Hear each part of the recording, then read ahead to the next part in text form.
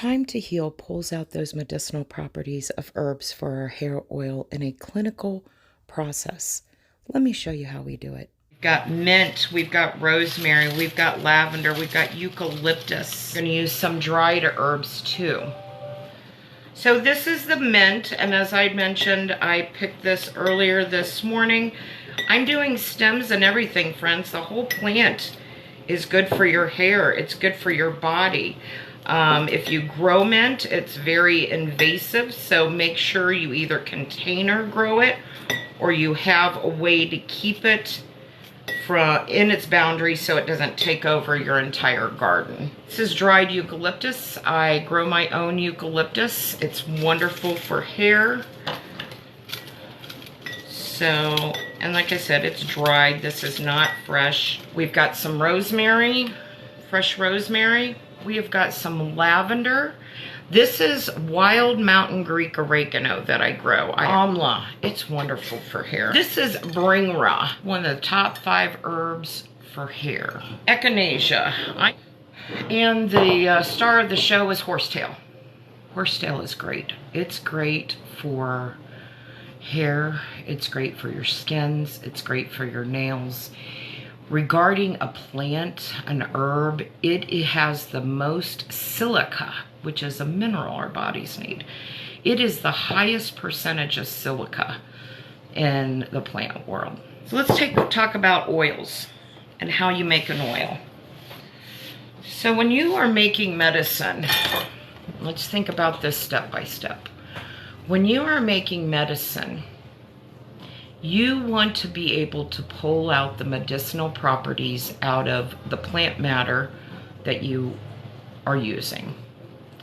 In order to do that, you need to use 3 different things, honestly, when it comes to pulling plant matter out. You want a high-proof ethanol to pull out that medicine. You could also use a glycerite. We've talked about those before. You're not going to get as strong of a medicine.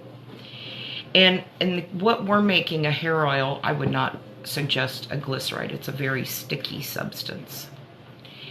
You could also use apple cider vinegar to pull these out. It's not going to be as strong. So in order to pull out the goodness when you're making a hair oil, just pouring oil over this, it's not going to work because oil is not something that can pull it out. Oil can't pull out those medicinal properties. It can be a good smelling oil. The smell will be there. Some of the color may transfer into the oil. But the only way to break down those cell walls on these plants is by a high-proof alcohol, again, a glycerite, which we wouldn't use for an oil. You could use an apple cider vinegar. This originally looked like this one with alcohol in it. And I pulled all those medicinal properties out. I mixed the oil and the alcohol together, whatever oils you are wanting to work with. So now I've got alcohol and I've got oil in here, but I need to burn that alcohol off without ruining the medicinal properties that I've pulled out with the alcohol that are floating around here in this liquid. And I only want the oil left with all that medicine. So this is about 120 some degrees in heat. So it's high enough to burn the alcohol off, but it's not going to ruin the properties of the herbs or the oils, because our oils have medicinal properties to them also. Alcohol burns off at a lower temperature than what your oils would be affected. It's a process, guys, to make your own oil. Again, it's just not throwing some herbs into some oil and letting them infuse. That's something if for like a bath or something like that, you know, a lavender oil, or if you're making a soap or, you know, something like that.